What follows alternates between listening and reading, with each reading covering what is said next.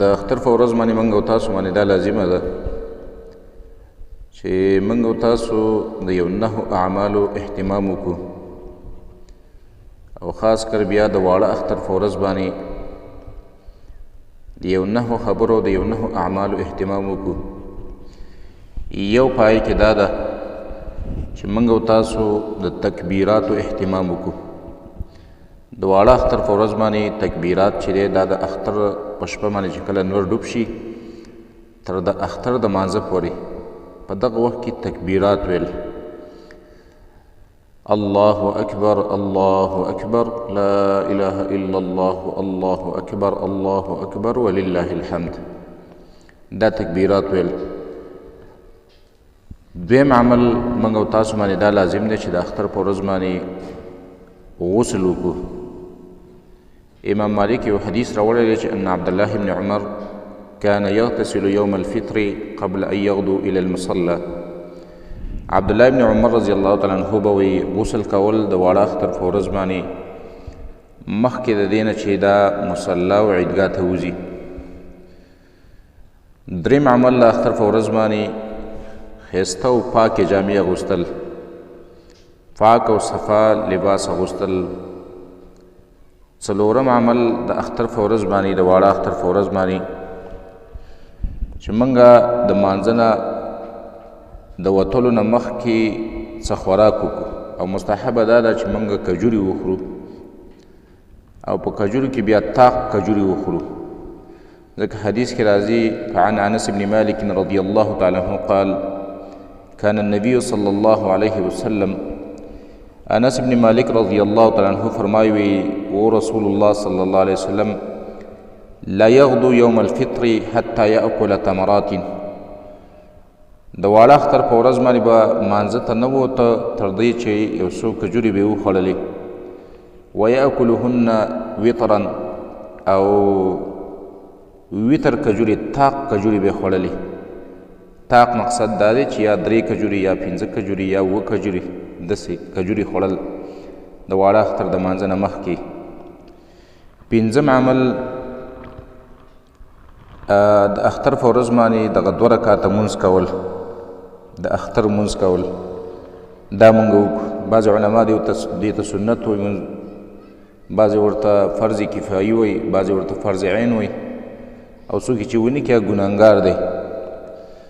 شپږم عمل د اختر په ورځ باندې په کومه لار باندې چې موږ عیدګاه او مانځه ته لاړ شو یا جومات ته واپس په هغه لار باندې نه راتلل، لار بدلول. یعنی په یو لار باندې ته لاړې مانځه ته نو واپس په بله لار باندې راتلل، دا موږ وکړو. جابر رضی الله تعالی عنہ فرمایي وی کان النبي صلی الله علیه وسلم اذا كان يوم عيد خالف الطريقه. رسول الله صلی الله علیه وسلم به چې کله د اختر ورځ وه نو لار به یې بدلوله او بیا بهتره دا ده چې یو سړی اختر مانځه ځي نو پکار دا ده چې پیاده لاړ شي، په خپلو خپو باندې لاړ شي، سورلۍ باندې لا نه شي. ځکه عبدالله بن عمر رضی الله تعالی عنه فرمایي وی کان النبي صلی الله علیه وسلم وی و رسول الله صلی الله علیه وسلم یخرج الى العید ماشیا.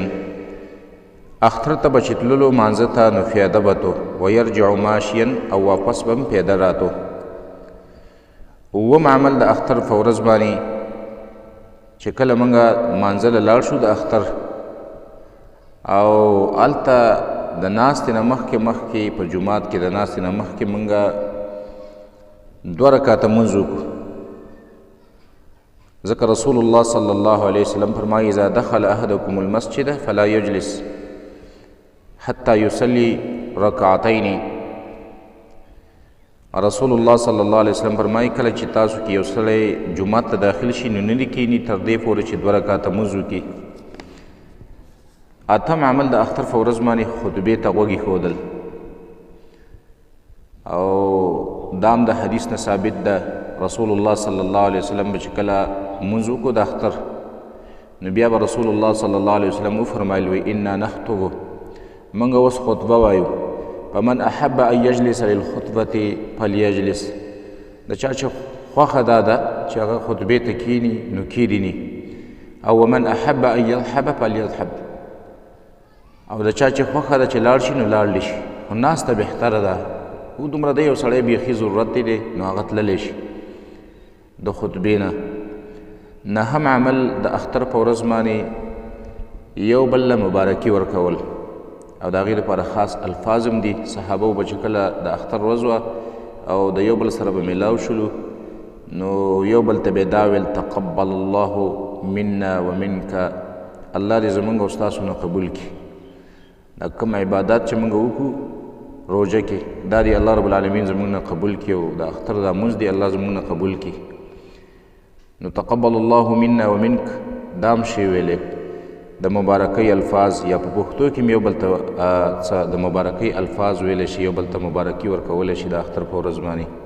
نو په کار موږ او تاسو له دا ده چې د نهو خبرو اهتمام وکړو.